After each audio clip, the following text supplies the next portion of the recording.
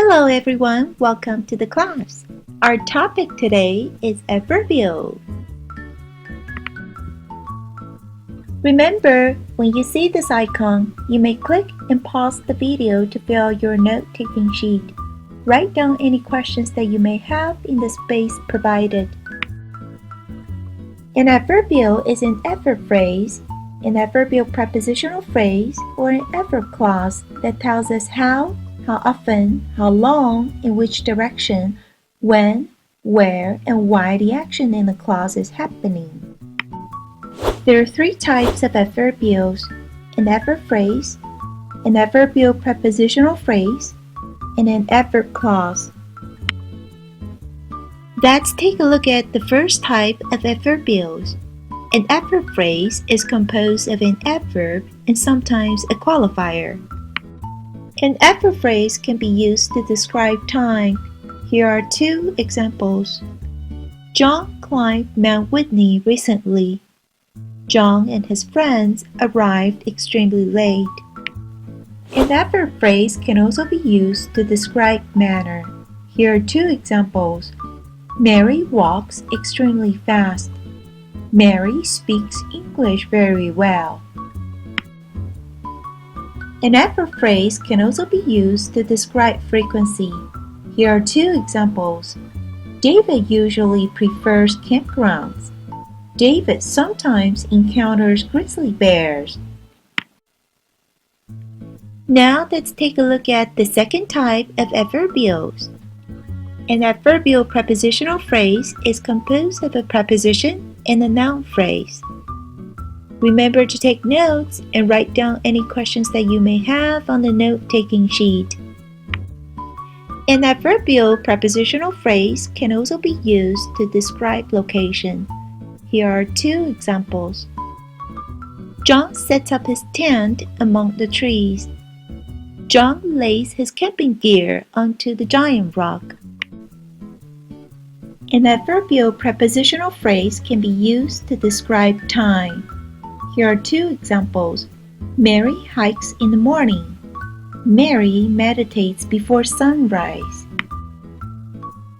An adverbial prepositional phrase can also be used to describe a purpose or a reason. Here are two examples.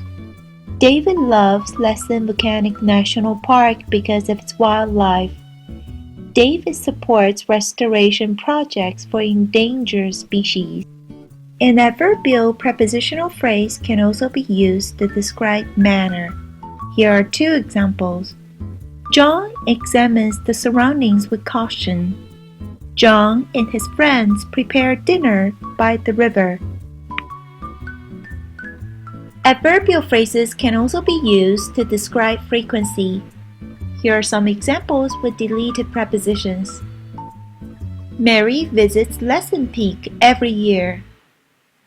Mary enjoys farm tours every day. An adverb clause has two parts, an adverbial subordinator and a sentence with its own subject and predicate with a verb. An adverbial subordinator introduces an adverbial clause.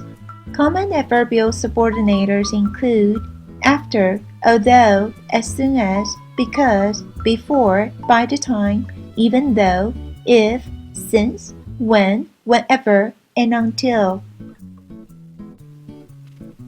An adverb clause can be used to describe location. Here are two examples. John likes to explore places where no one has gone before.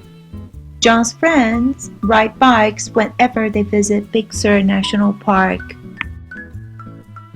An adverb clause can also be used to describe manner. Here are two examples. Mary goes kayaking when she doesn't have to study. Mary often visits Morro Bay even though it's several hours away. An adverb clause can also be used to describe time. Here are two examples. David goes to Cambria as soon as the weather begins to cool down. David spends hours at Moonstone Beach whenever he's in town. An adverb clause can also be used to describe frequency. Here are two examples. John dives for sea urchins as often as the weather permits. John goes fishing as often as he brushes his teeth. An adverb clause can also be used to describe reasons. Here are two examples. Mary travels abroad because diverse cultures fascinate her. Mary wants to stay at Ragged Point because her friend works there. Although an adverb clause originates at the end of a sentence in our preceding examples, it can also be moved to the position before the main clause.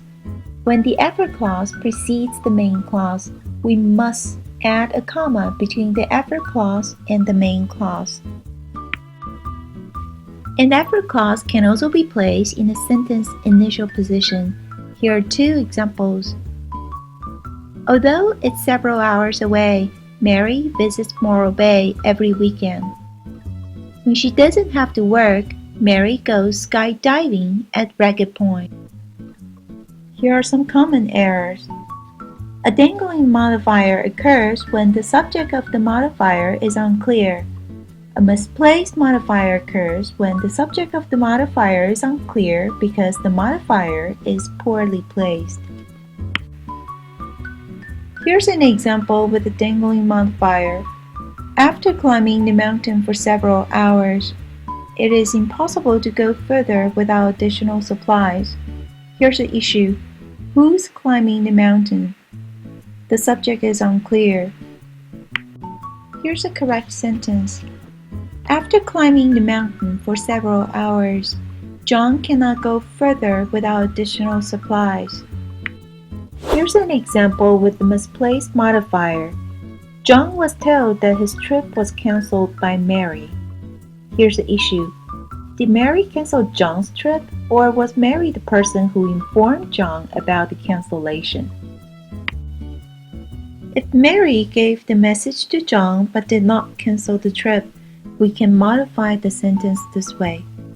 John was told by Mary that his trip was canceled. If Mary canceled the trip but was not the person who told John about the cancellation, we can modify the sentence this way. John was told that Mary canceled his trip. Alright, here's quiz number 1.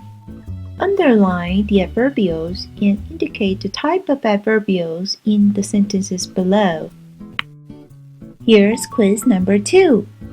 Use adverbial subordinators to complete the sentences below. Remember to write down your answers, and we will go over the quizzes in our next session of class. Congratulations! You have just completed the lesson for today. Here's a homework. Use each of the following adverbial subordinator to create your own sentence with an adverb clause. And I will see you in class on Wednesday.